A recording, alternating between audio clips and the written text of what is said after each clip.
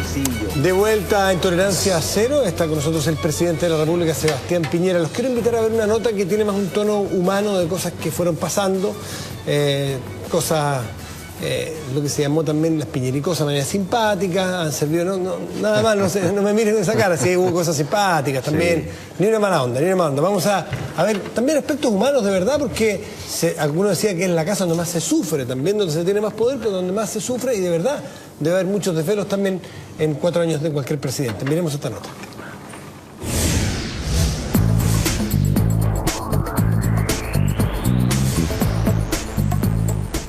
Con el protocolo y más de una vez ha resultado un chascarro. El presidente goza de buen humor. Dicen que se ríe de estos episodios. Y cómo no, si su estilo ha generado las ya conocidas piñericosas. Se podría decir que el presidente entiende a cabalidad el concepto de libre expresión. Son pocos los políticos que tienen cuero duro para asumir que aún con la investidura de presidente lo suben al columpio de los chilenos. Algo que han generado las redes sociales y que sin lugar a dudas llegó para quedarse. El presidente Piñera tiene un humor que no nos falta nunca. Yo lo que lo encuentro un tipo de una inteligencia superior al promedio y de una capacidad de trabajo impresionante. Al hombre lo conocen bien sus cercanos.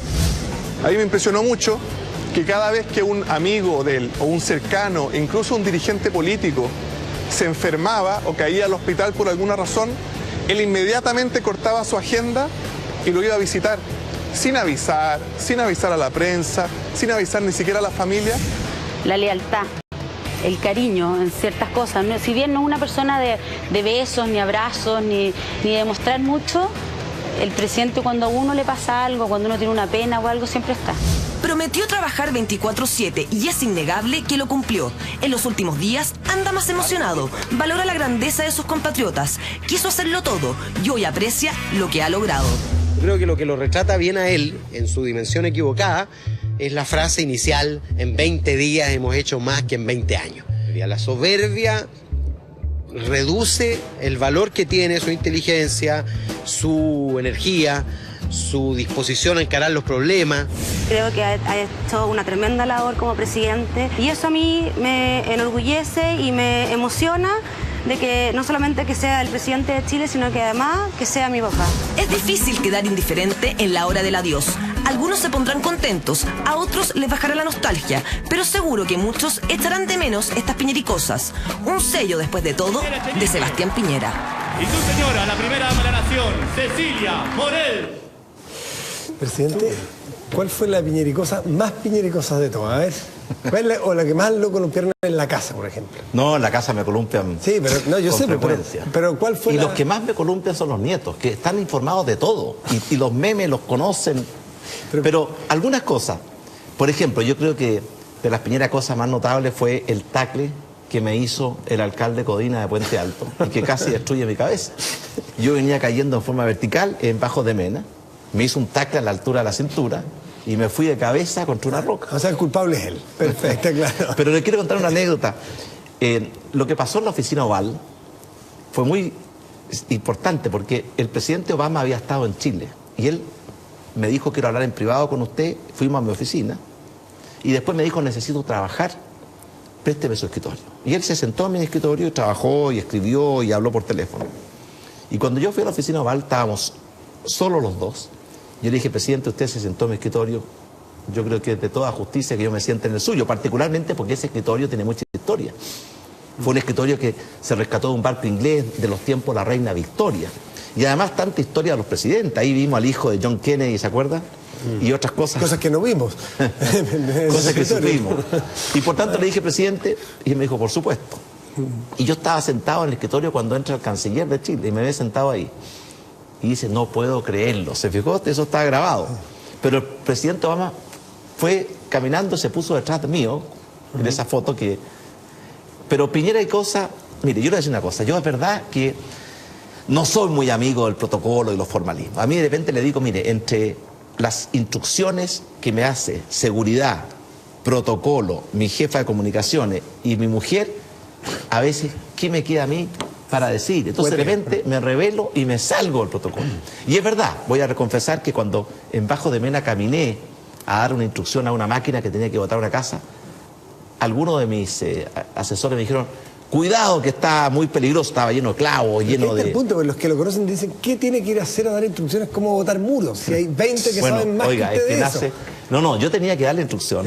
Y estaba muy lejos la máquina. Usted que el vamos, por ejemplo. Claro, yo solamente decía... No, había una persona, un operario dentro de la máquina. Yo tenía que decirle, y estaba así programado, se lo pude haber dicho desde lejísimo. Pero quise hacerlo mirándolo. Y me caí y me pegué muy duro. Me clavé un clavo aquí.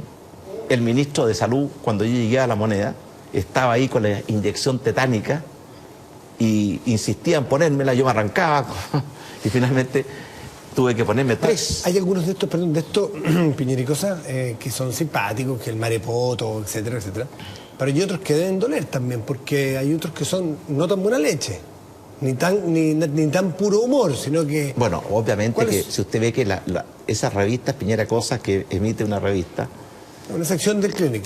Ya han sido muy populares, pero obviamente no todo... la inmensa mayoría de lo que está ahí no es verdad, es ficción, es imaginación, es ocurrencia. Pero yo le digo una cosa, yo tengo buen humor, la verdad es que yo sé reírme de mí mismo, no tengo ese sentido tan protocolar, ¿cierto?, del cargo, y uno es como es, yo siempre he sido así, y si ustedes me vieran hoy día en la mañana con mis 6 nietos, no habrían creído que era el presidente. En 4 patas, gateando, jugando, ¿cierto?, a que se subían los 6 arriba hasta que si yo era capaz de desmontarlo. Eso es parte de mi naturaleza. El otro día, en un programa de televisión, un ministro dijo que todos tenemos un niño adentro y que el mío se asoma con mucha frecuencia. Y estoy feliz que sea así. Presidente, déjeme llevarlo a un tema que a usted le tocó verlo en carne propia y mucho más... Pero usted me había preguntado si lo había pasado bien o mal. Tiene toda la... En 2 palabras. No me quejo. Yo sentí que fueron 4 años maravillosos. Y por muchas razones. Uno, porque, mire, el poder es como el dinero. Si usted lo toma como un objetivo en sí mismo y lo único que quiere acumular y acumular, se transforma en una esclavitud. Si usted lo toma como un medio para hacer cosas que uno cree que son buenas, se transforma en un instrumento de libertad. Y el poder del presidente de la República, si uno lo toma como un medio, no cierto para que le rindan honores, sino que para hacer cosas que uno cree que son buenas para el país, es tremendamente gratificante. Segundo, porque tuve una suerte inmensa. Mi mujer, que ha sido la compañera de mi vida los últimos 40 años, fue no solamente una gran primera dama, fue una gran compañera en estos 4 años. Me acompañó, me aconsejó, me criticó, y por tanto siempre el trabajo en equipo es más grato, y por tanto la vida familiar se enriqueció, porque compartíamos los mismos objetivos, pasiones, mis hijos se involucraron, en fin. Pero en tercer lugar, porque al final, yo sé que estoy especialmente emocional estos últimos tiempos, y mi madre nos decía cuando éramos niños, los hombres no lloran, y eso se nos quedó grabado. Pero cuando uno ve y recorre Chile y ve el cariño de la gente, los abrazos apretados, los besos, la sonrisa alegre, los gestos amistosos, las miradas cariñosas, a uno le produce una satisfacción y una gratificación inmensa, tanto como los buenos resultados.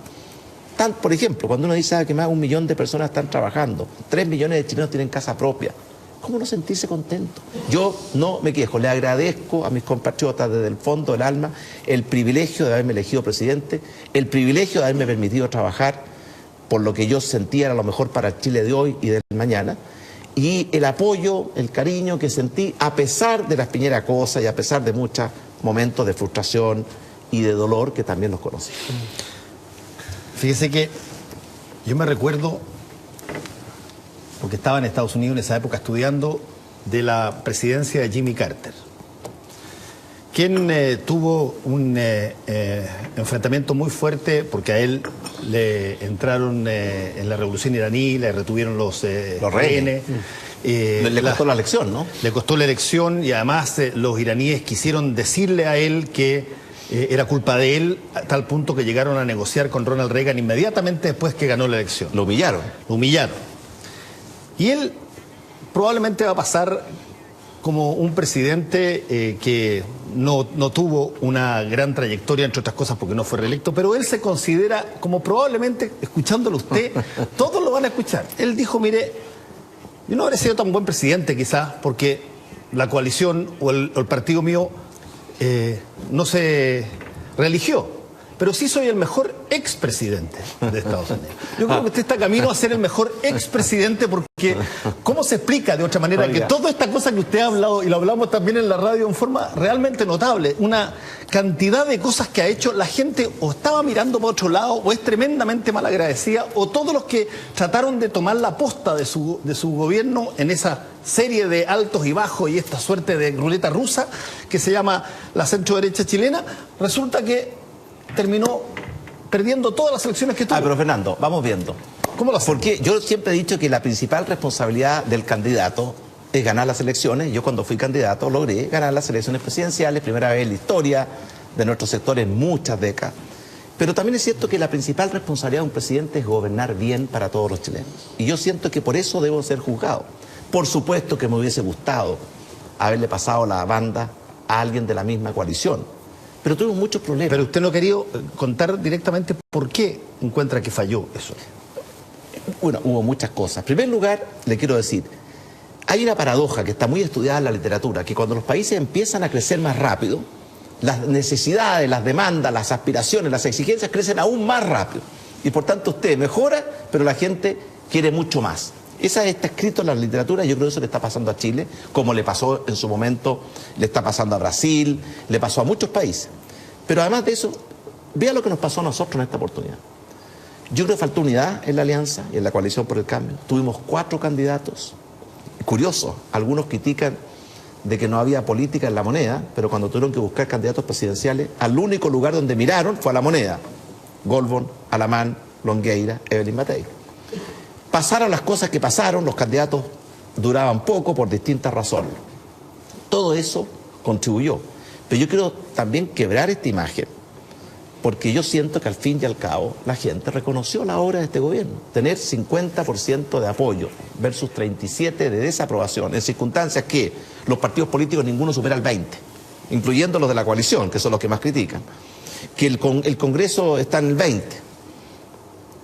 La Cámara de Diputados, el Senado, los sindicatos, en fin. Yo siento que, por supuesto que no es el 80% con que salió la presidenta Bachelet, pero es que ahí hay una cosa muy especial. Y yo, si usted quiere que le diga, yo por supuesto que envidio muchas de las cualidades de empatía, cercanía que tiene la presidenta Bachelet.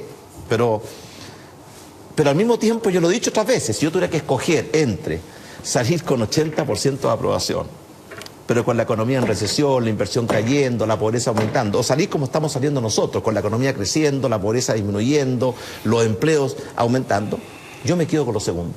Pero sí quería decirle algo, que en la moneda es cierto que hay momentos duros y difíciles, porque al presidente le llegan todos los problemas. Y al final, esa soledad del poder, de la decisión. Cuando usted va donde el jefe le dice, mire, tenemos un problema grave, tenemos 2 opciones, ventaja y desventaja. Eso es fácil. Lo que es difícil es que uno dice, bueno, yo no puedo decir, ¿sabe qué más? Estas son las ventajas, estas son las desventajas. Yo tengo que decidir por qué camino nos vamos. Eso es duro. Pero si sumo y resto, estos 4 años para mí han sido realmente maravillosos. Yo no quiero decir que lo he disfrutado, pero he sido feliz en la presidencia. Me he sentido pleno, he sentido que he podido hacer lo que quería hacer, me he sentido gratificado, me he sentido, aunque muchos le llame la atención, me he sentido respaldado, apoyado e incluso querido, sin perjuicio de que algunos se dedican a tirarle muchas malas ondas. Por eso yo siempre he dicho que una gota de miel a veces produce más efectos que una tonelada de hiel. El presidente Lagos muchas veces recuerda, de entre sus momentos así complejos, difíciles, cuando decide no apoyar el ingreso, ¿se acuerda?, de Estados Unidos, claro, de las fuerzas de la ONU en Irak.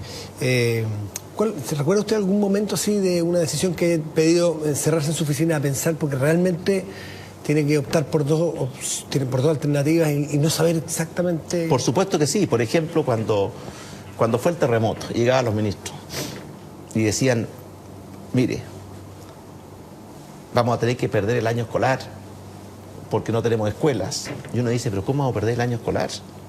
Y uno dice, además vamos a hacerlo a como dé lugar.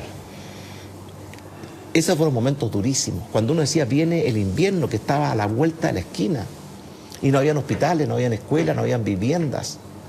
Cuando los agricultores llegaban y decían, mire señor, los embalses están destruidos, los canales están, ¿cierto?, quebrado, y cómo vamos a regar en la próxima temporada que estaba a la vuelta de la esquina, pues se empieza a regar en Chile a partir del mes de septiembre. Pero ahí no hay una decisión difícil, es meterle mucho senador y darle, pero ¿cómo hacerlo? ¿Cómo hacerlo? Bueno, ¿Y qué pasa? En un momento, y decir, no hay disyuntiva, si nos equivocamos, disyuntivas. Disyuntivas duras. Por ejemplo, la disyuntiva que usted mencionaba anteriormente de cómo enfrentar el 11 de septiembre del año 2013, cuando se cumplían 40 años. Ahí hay una disyuntiva importante. Si hubiera escuchado a la gente que me decía, tan contradictorio.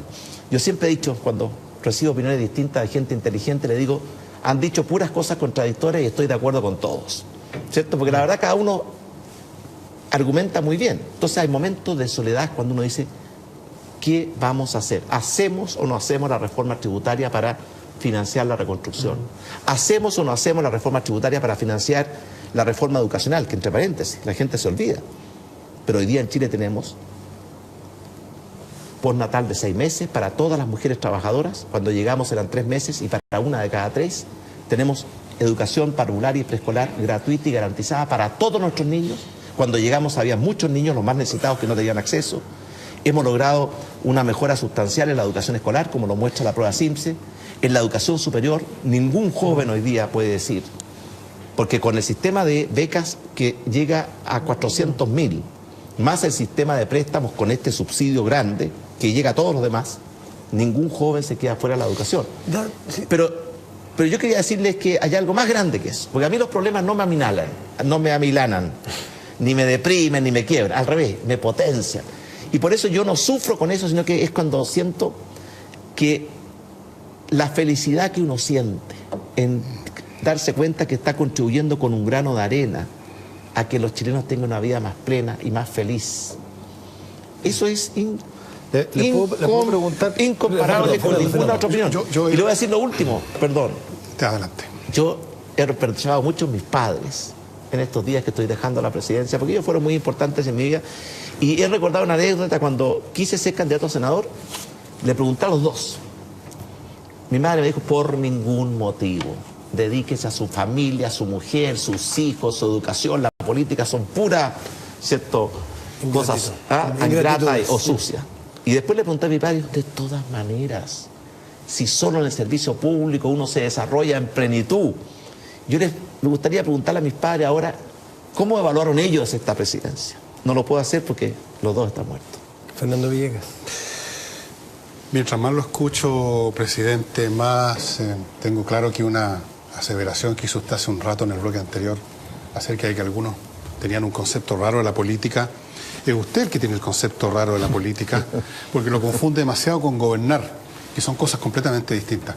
Mire, pero la política es el arte de gobernar. Déjeme decirle esto, las sociedades, haciendo una comparación, yo sé que es estirar un poco la cuerda, pero son como los individuos. Un individuo que puede vestirse porque tiene los recursos suficientes y pagar la cuenta y hacer todas las cosas, no queda contento con eso, necesita un proyecto, necesita una idea, necesita tener un relato, como dicen los ciúticos hoy en día, ¿qué voy a hacer más adelante? Lo da por hecho, que tiene comida, casa, techo, todas las demás cuestiones, ya no le interesa. Cuando a uno le faltan y uno tiene hambre o no tiene zapatos, sí, pasa a primer plano. Si uno los tiene, empieza a pensar en proyectos, empieza a pensar en planes, empieza a pensar en tareas grandiosas, empieza a levantar cabeza y mirar alrededor.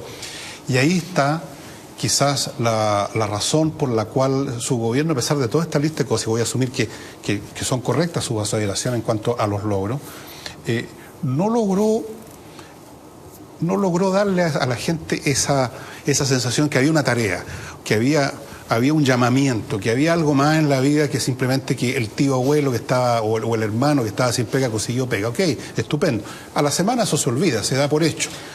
Ahora tenemos una casa, a la semana se olvida, se da por hecho, como cuando usted compra algo en el supermercado, en el mall, a la semana está en un closet, se le olvidó el asunto, ya no le produce ningún tilín, digamos. Bueno, le faltó a su gobierno, yo creo, justamente entender la verdadera naturaleza de la política, que es, en parte, la lucha de todos por el poder, que esa es la realidad de la política, no es un deterioro de la política, es la política, y lo otro, voy a decir lo feo, vender ilusiones, vender proyectos, vender imágenes, vender... Es el tipo que saca el sable y indica hacia adelante y concita el entusiasmo de la gente que lo necesitan tanto para no caer en la lata. Pero hay que decir algo, Fernando. Entonces, usted no le dio al país esa cosa. Déjeme coincidir. Creo yo. Mire, Hubo una época en Chile, los años 60, 70, en que todos creíamos que nuestra felicidad, nuestro futuro, nuestro progreso, nuestros hijos dependían de un ismo. Algunos creían que iban a ser felices cuando llegara el comunismo, el socialismo, o ¿cierto? El liberalismo, ¿cierto? O el autoritarismo. Y pero no fueron felices. Y renunciaban... El comunitarismo, que estuvo cerca suyo mucho tiempo. Sí, estuvo cerca. Pero renunciaban a ser los dueños de su propio destino, a ser los arquitectos de su futuro.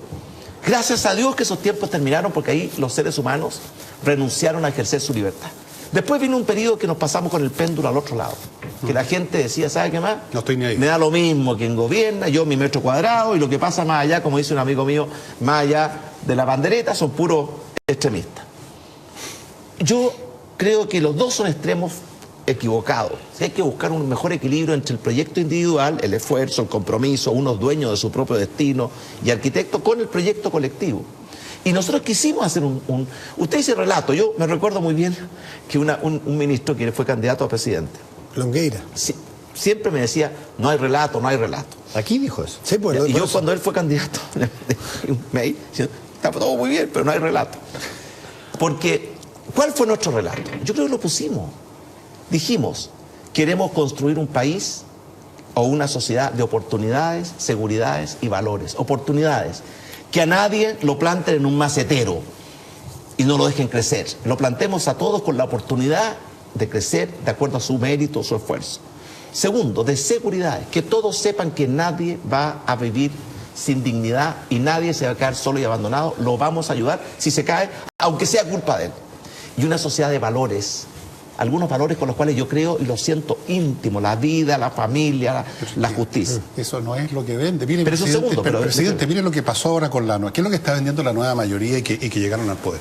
Están vendiendo una cosa que es difícil de concretar. Por ejemplo, un nuevo pacto social, una nueva mirada, una nueva nación. Pero un momento, vamos a estar tomados de la mano con la Asamblea Constituyente. Pero usted cree, eso es lo que vende, aunque no funcione. Pero eso es lo que dice usted, Fernando.